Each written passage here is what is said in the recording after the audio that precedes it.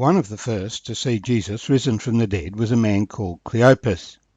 He wasn't the first because the Gospel accounts clearly indicate Mary Magdalene saw Jesus first.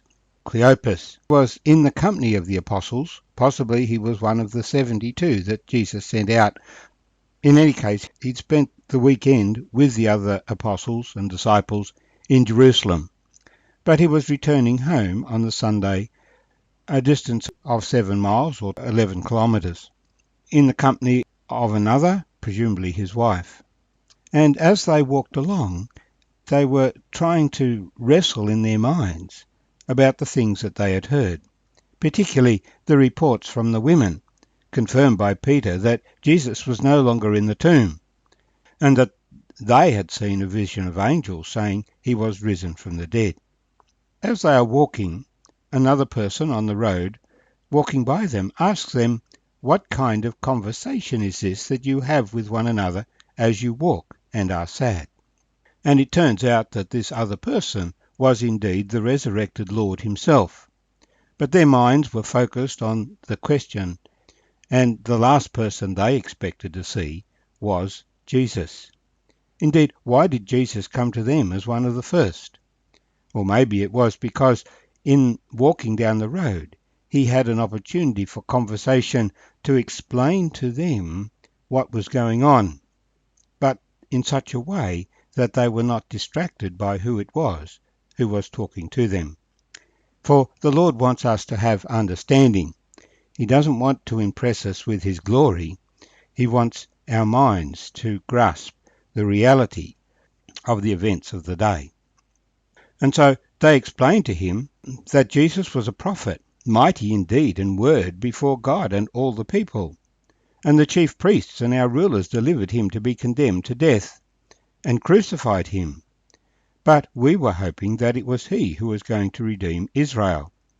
Indeed, besides all this, today is the 3rd day since these things happened, and certain women of our company who arrived at the tomb early astonished us.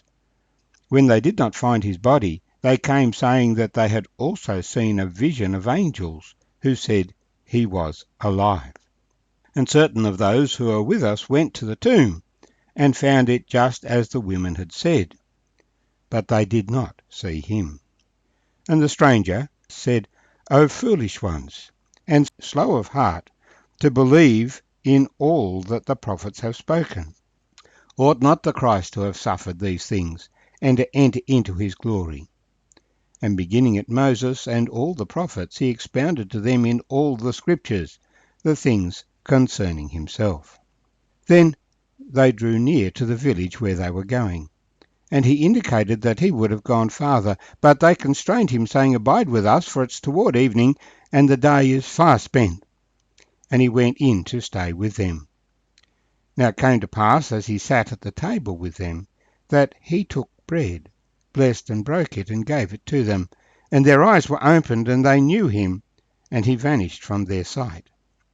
And they said to one another, "Did not our heart burn within us while he talked with us on the road, and while he opened the scriptures to us?" So they rose up that very hour, and returned to Jerusalem, and found the 11 and those who were with them gathered together, saying, "The Lord is risen indeed, and has appeared to Simon." And they told about the things that had happened to them on the road, and how he was known to them in the breaking of bread. Now, as they said these things, Jesus himself stood in the midst of them, and said to them, "Peace to you." And they were terrified and frightened, and supposed that they had seen a spirit. And he said to them, "Why are you troubled, and why do doubts arise in your hearts? Behold my hands and my feet, that it is I myself. Handle me and see, for a spirit does not have flesh and bones, as you see I have." Then when he had said this, he showed them his hands and his feet. And while they still did not believe for joy, and marvelled, he said to them, "Have you any food here?" So they gave him a piece of broiled fish and some honeycomb, and he took it and ate it in their presence. My name's Arthur, and I thank you for joining me as we share together these words from Luke chapter 24, verses 28 to 43.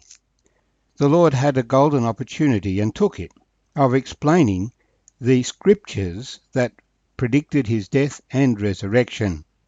And it wasn't just one or two verses, it was a consistent theme throughout the Old Testament. And we need to appreciate that there are many prophecies in the Old Testament that were fulfilled when Jesus came. When there is an apparent conflict in the scriptures, it's usually because our understanding is limited. The Jewish people had kind of seen the conflict, but because they put Jesus' first and second coming together, they could not reconcile them. And the preferable prophecies were those that spoke about the glorious kingdom. Those prophecies have still to be fulfilled. But the prophecies concerning the rejection of the Messiah have been fulfilled, and there are many of them. Now, as Jesus went through these scriptures with them, they testify their hearts burned within them. They were amazed and excited to see and understand these things from the scriptures. But it never dawned on them to ask the question, how does this man know it? They were so taken up with the subject. But when they arrived home, they were in such awe of this person that it was natural for him to give thanks for the bread at the table, even though this was Clopas' house, and normally he would be the one who would say the blessing. And as he did it, they recognized him. This is what he had done so many times before. And as soon as they recognized him, he disappeared. They saw with their spiritual eyes. They no longer needed their physical eyes, which had betrayed them in any case. But they didn't waste any time. Although it was evening, because it was just a few days after Passover, the moon would still be high, and they were able to travel back to Jerusalem, and they did so with haste, to report to the others they had seen the Lord. And the others were reporting, yes, the Lord is indeed risen. He's appeared to Simon. And so the evidence was gathering. And as they were talking about these things, Jesus himself stood in the midst of them and said, peace to them. So they'd all got kind of used to the idea, but still the reality was very confronting. When he stood there, they were terrified and frightened, and trying to explain it, thought this must be a spirit, this must be a ghost. But he said to them, why are you troubled? Why do doubts arise in your hearts? Behold my hands and my feet, that it is I myself. Handle me and see. For a spirit does not have flesh and bones, as you see I have.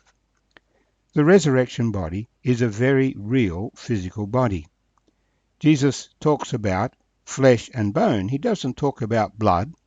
And so, in some sense, it is different, but it is still very physical and real. And furthermore, he goes on as they still can't get their head around it, even though they've now reached out and touched him, they've felt him, they've embraced him, they've looked closely at his hands and his feet, and these are the genuine wounds of the cross. He asks them, do you have any food? And he eats food in their presence. So he really was there in a physical form that could eat a piece of broiled fish and honeycomb. In this way, he showed that he was risen from the dead, that his resurrection body was recognizably his, and yet different in ways that we look forward to experiencing. Of course, one of the great differences is the fact that Jesus in his resurrection body could move around instantly. He didn't have to walk back to Jerusalem. He was able to go back immediately. He was able to appear to Peter before appearing to the whole group. We see the pattern that is established, that people who know of the resurrection of the Lord Jesus tell others who in due course encounter the risen Lord Jesus themselves. The message is passed on by believers to others, and that is why the Lord Jesus has commissioned us to go and tell. The Lord is risen indeed, and has appeared to Simon. and to many others.